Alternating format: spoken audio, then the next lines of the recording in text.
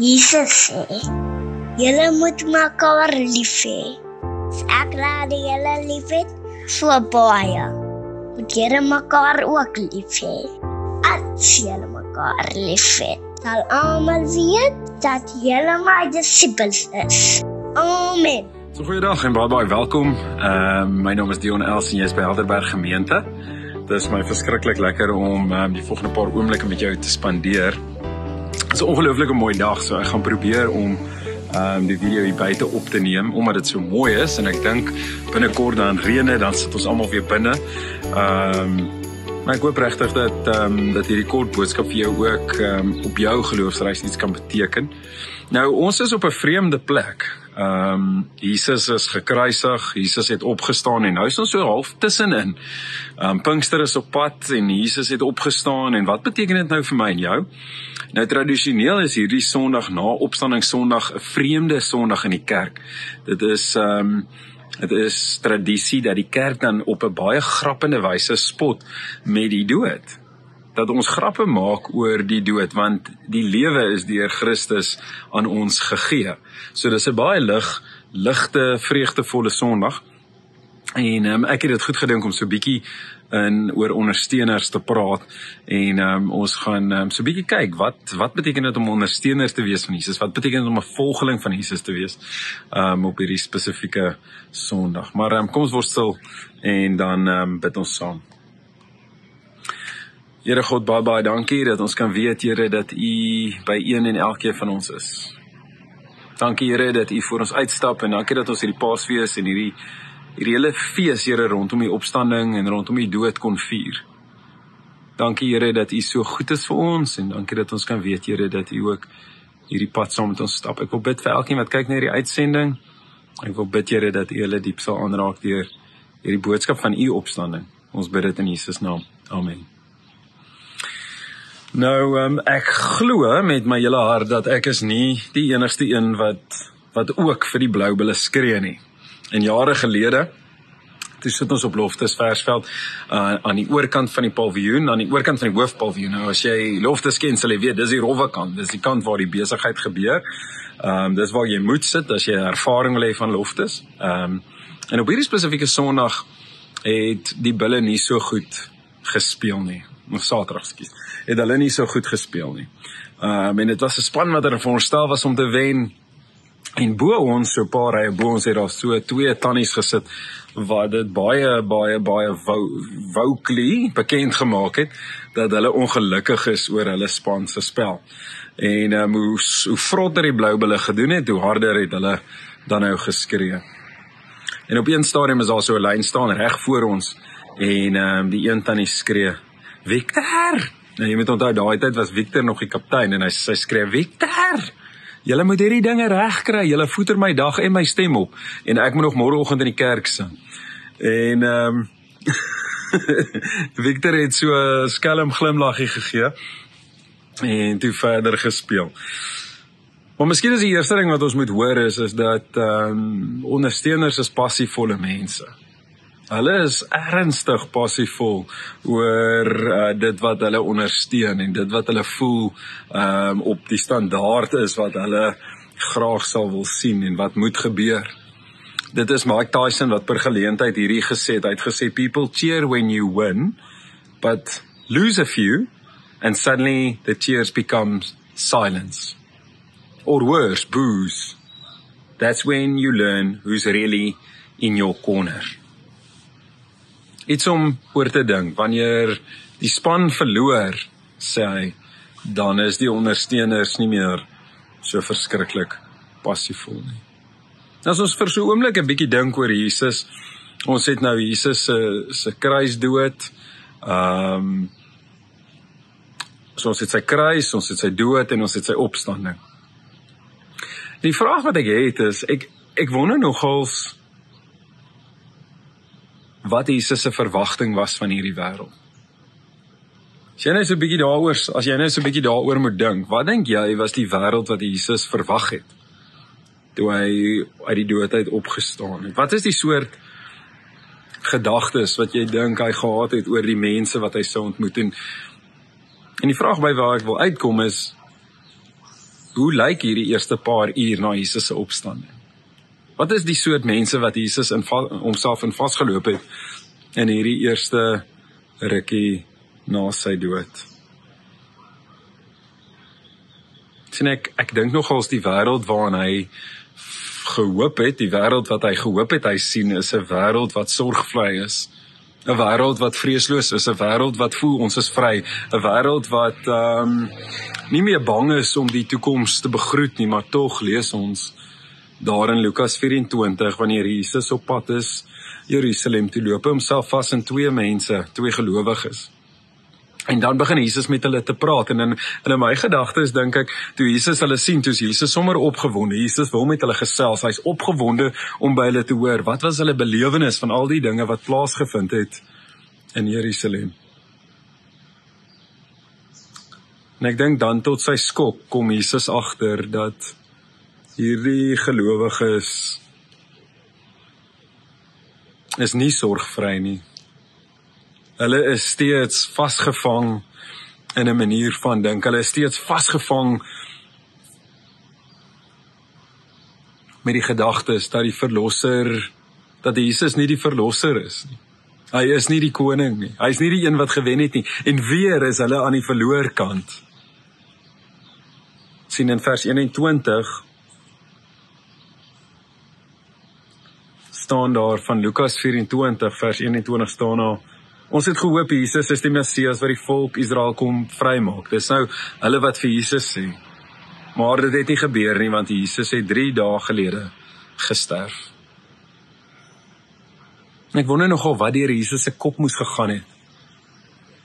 Ek wonder nogal wat is dit wat Jesus aan gedink het, en ek wil hê jy moet jouself in sy posisie insit, as jy nou dink aan die hele Bybel, deur die hele Torah, is God besig om hierdie profesie van Jesus aan mense bekend te maak, en nou gebeur dit, en tog het alles klaar gebeur, en steeds sien mense dit nie in. Is dit nie baie soos wat dit is maar vandag nie? Mense sien dit nie in nie. Maar miskien so op jou eie kan jy gaan sit en dink, wat is dit wat jy dink deur Jesus se gedagtes gegaan het? Ek het so 'n kort stukkie geskryf, en miskien kan jy jou eie stukkie skryf om te sê, wat dink jy het deur Jesus se gedagtes gegaan? Ek het geskryf, ag my liefste kinders, ek het so gehoop dat julle kom vry. Ek het so gehoop dat julle nou vreesloos kan lewe. Ek het so gehoop dat my lyding wat ek verduur het vir julle sal wys dat ek ken julle eie lyding ook hier op aarde. Ek het so gehoop dat dit julle pyn en die trauma wat julle soms beleef, dat julle my en dit sal kon beleef en sien. Ek het so gehoop dat my gebreekte lyf aan die kruis vir julle sou wys dat ek verstaan jou siek wees en ek verstaan jou gebrek. Ek het so gehoop dat julle nou kan vry wees en lig wees. Ek het so gehoop dat my kruis die sleutel sal wees om julle uit julle eie tronk te kan bevry. Ek het gehoop dat my bietjie aardse besittings wat uitgedeel is daar aan die voet van die kruis vir jou sal wys dat ek ook die pad van armoede en minne ken.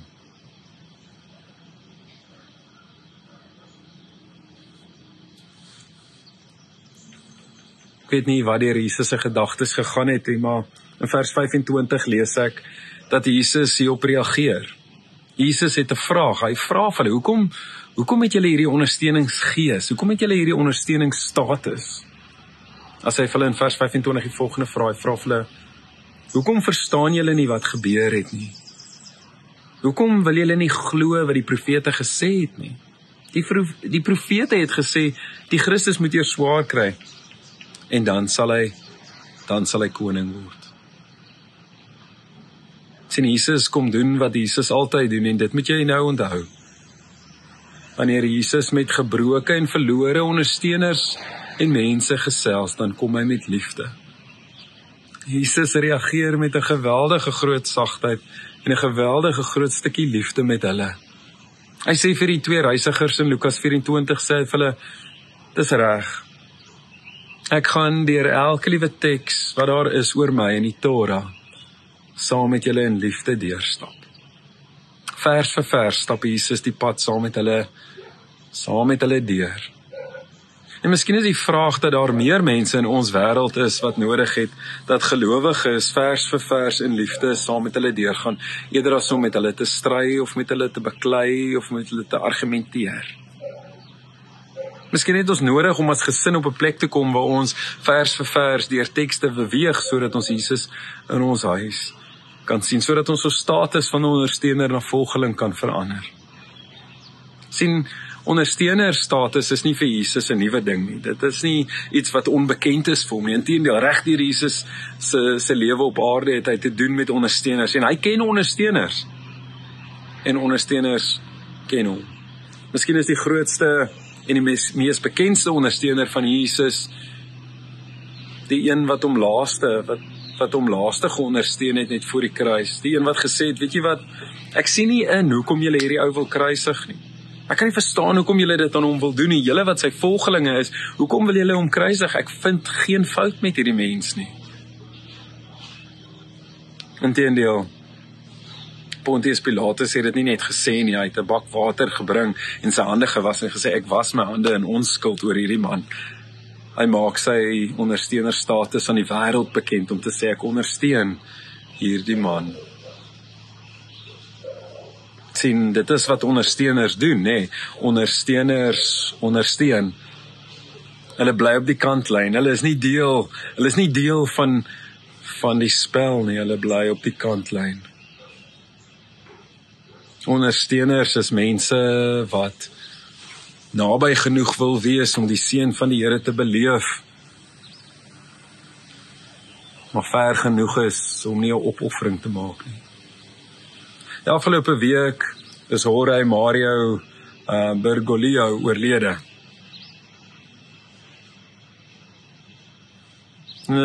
Dit is wel bekend dat hy gereeld in Buenos Aires, Argentinië gesien is in sy tuisdorp op openbare vervoer met 'n groot glimlag en 'n oop Bybel.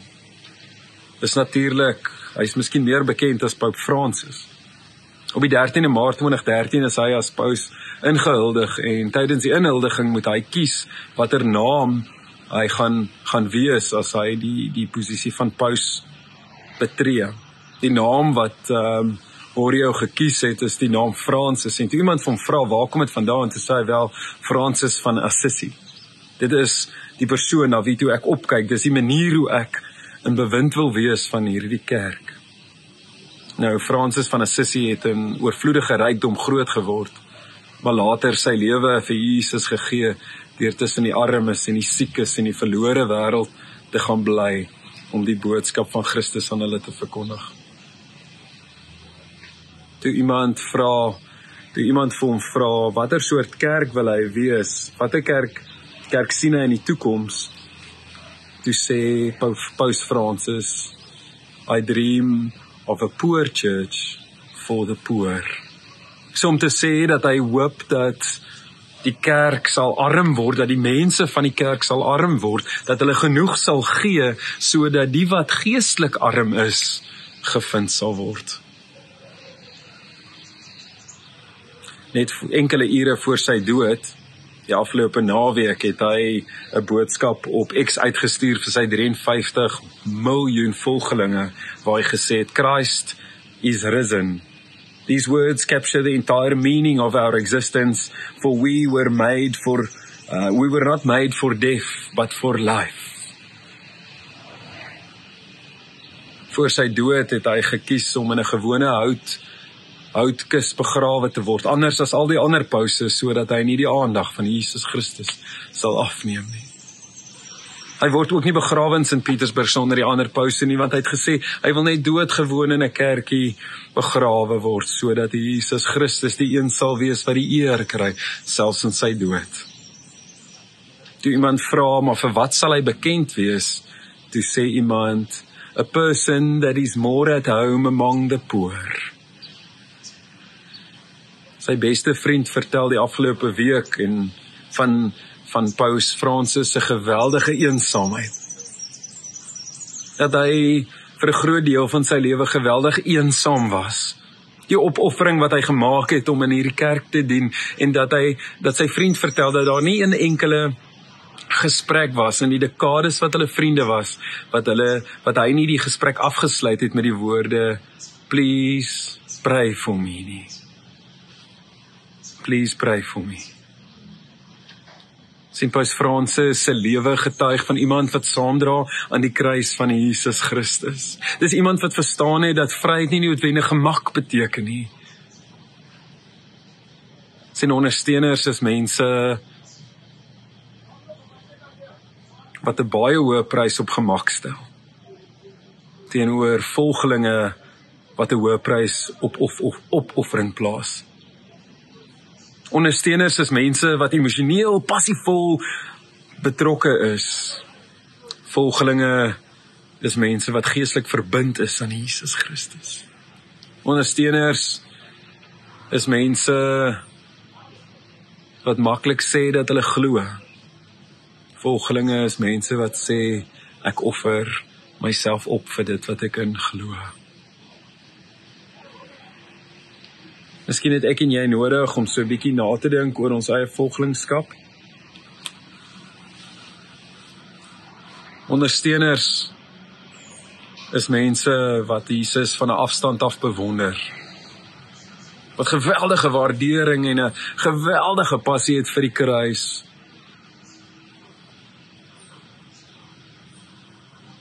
Volgelinge is mense wat bereid is om gehoorsaam te wees.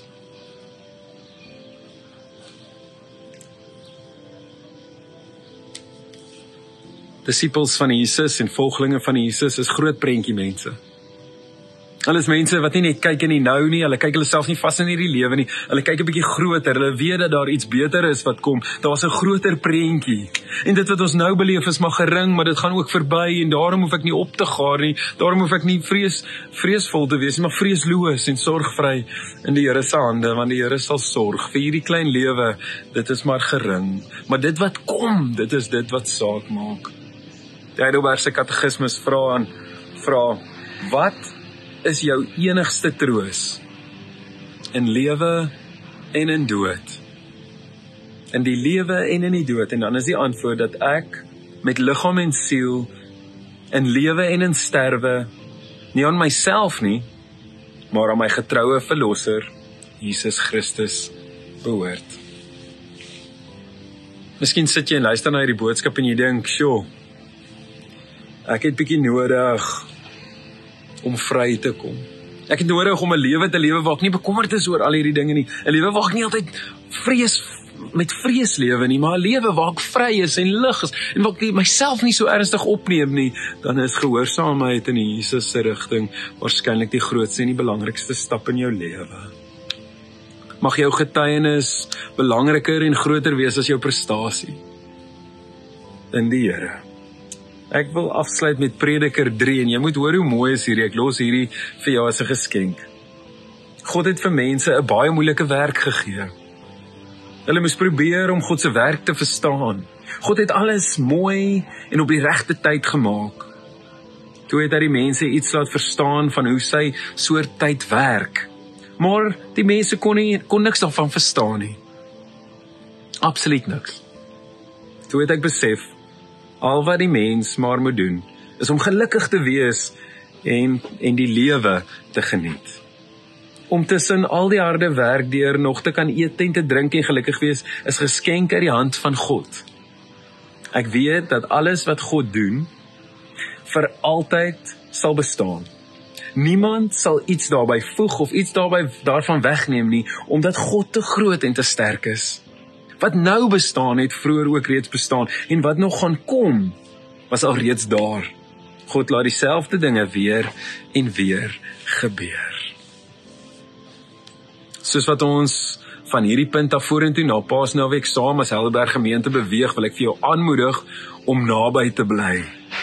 Bly naby aan dit wat ons verkondig en dit waarmee ons besig is, sodat jy saam met Jesus op hierdie pad kan gaan, soos wat ons 'n jaar binne gaan. Oor 'n paar weke van nou is dit weer Pinkster en ons volg die storie van Jesus saam. Mag jy lig lewe, lewe lig, lewe vry, lewe sorgvry, want ons is groot prentjie mense, ons is volgelinge van Jesus Christus. Kom ons bid saam.